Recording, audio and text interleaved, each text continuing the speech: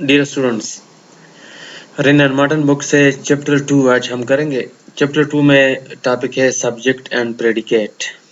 तो सब्जेक्ट क्या होता है और प्रेडिकेट क्या होता है। व्हेन वी मेक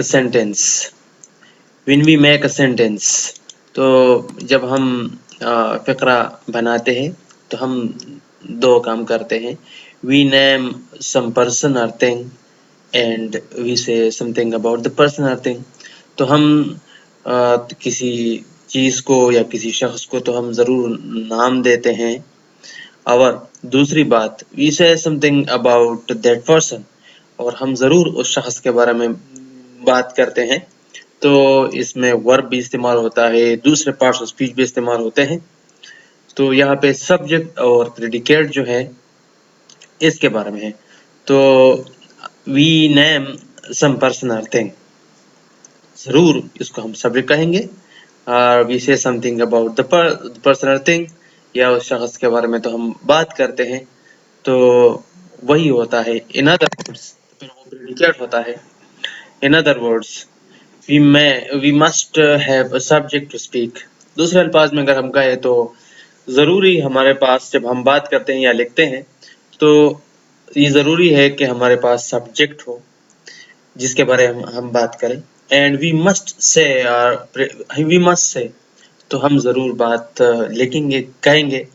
और predicate something about that subject, या उस सब्जेक्ट के बारे में है कि सब्जेक्ट क्या करता है, क्या काम किया था या क्या काम करेगा। यहाँ पे है hence every sentence has two parts। तो इसका मतलब ये रहा कि हर सेंटेंस के दो हिस्से होते हैं जनरली, सब्जेक्ट और प्रेडिकेट। सब्जेक्ट ज्यादातर फिक्र के शुरू में आता है, वो यानी जैसा कि हम पार्ट्स ऑफ टेंसेस में हम करते हैं ना, ही शी इट और singular noun, I you we they और प्लूरल नाउन, हम वो करते हैं। तो वो सारे सब्जेक्ट होते हैं फिक्र के शुरू में आते हैं। तो और इसके बाकी हिस्सा वो होता है प्रेडिकेट। तो यहाँ पे दो पार्ट्स में मजीद राइटिंग में है। The part which name the person or thing we are speaking about, this is called the subject। This is called the subject of the sentence।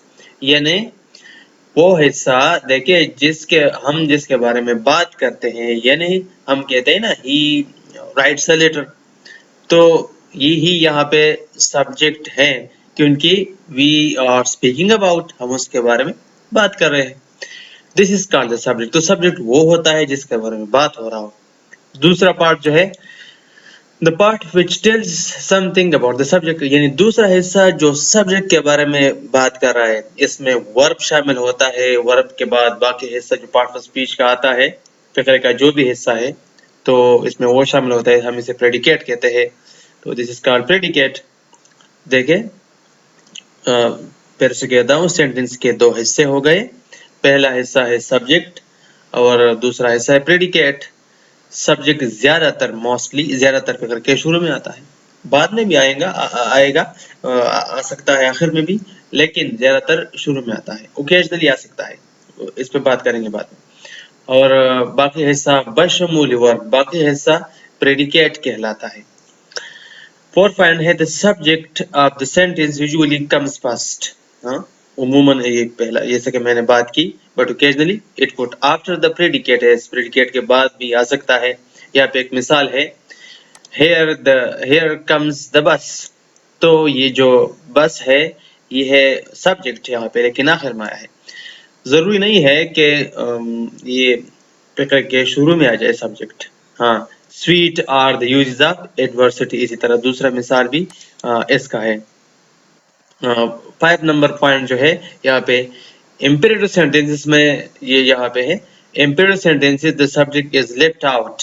यानी सब्जेक्ट लेफ्ट आउट का मतलब है वो अंडरस्टूड होता है, वो इस्तेमाल नहीं होता, इसलिए कि जो रिसीवर है, जो सामने बंदा होता है या जो इसको पढ़ते हैं, वो समझते हैं कि ये बात मेरी तरफ है या मुझसे है, मुझको कह रहा है। यहाँ पे एक मिसाल है, सिट डाउन, नीचे बैठो या तशरीफ रखिए।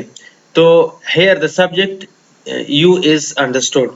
यहाँ पे सब्जेक्ट यू क्या है, ये अंडरस्टूड है, यानी जो रीडर है یا लिसनर है जो सामने है वो क्या है, वो समझ रहा है कि ये मुझे कह रहा है। जैसा कि उस्ताद मोहतरम कमरे जमात में दाखिल होता है तो बच्चे तलबा एहतरामन खड़े होते हैं, तो इसलिए उस्ताद मोहतरम कहता है कि सिट डाउन, तो मतलब है वो मुखातिब है अपने तलबा से, तो सिट डाउन अंडरस्टूड है।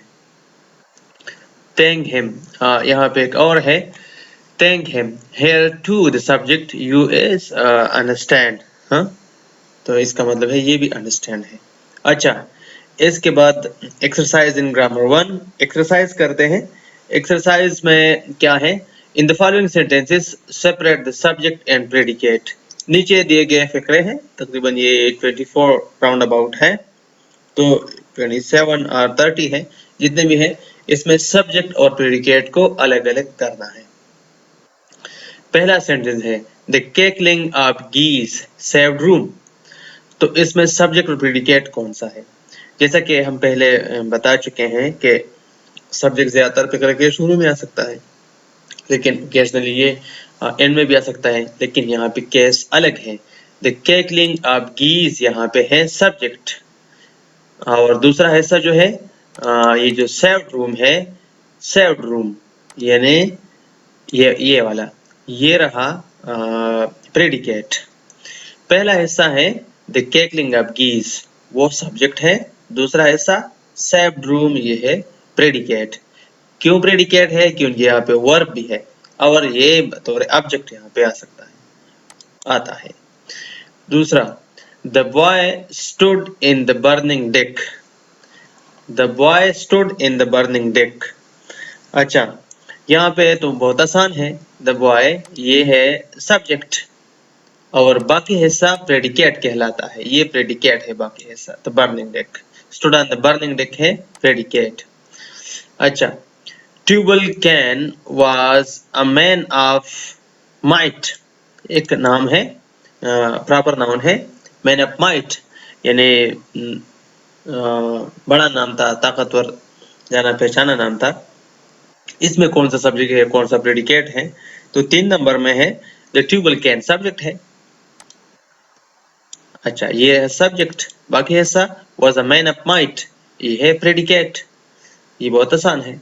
हाँ, 4 number, the stone wall, the stone walls do not make a prison.